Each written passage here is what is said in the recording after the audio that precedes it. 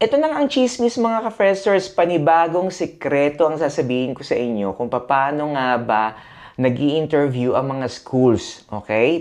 Ano yung form ng questioning nila, okay? Nila or namin, okay? So, meron kaming ginagamit na form.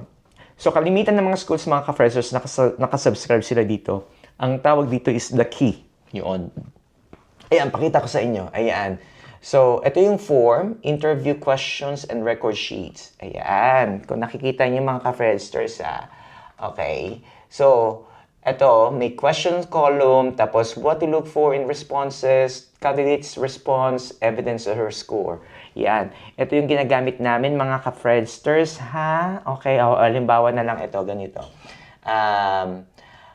Why did you apply to be a teacher at this school? So, ang hinahanap naming response mga ka-freshers is passion for teaching, alignment of their views with the vision and values of the schools, reasons for wanting to work in a particular key stage, knowledge of the school gained from pre-interview research, information that has been picked up during visit to your school. Yun yung mga areas na hinahanap namin. Sa isang tanong lang yan, mga ka-freshers, So, marami pa yung tanong. So, comment down below kung gusto niyo pong makakuha ng ganitong questions at saka yung mga patterns lang ba. Okay? Comment down below at share. Subscribe, follow. Okay? Pak na pak!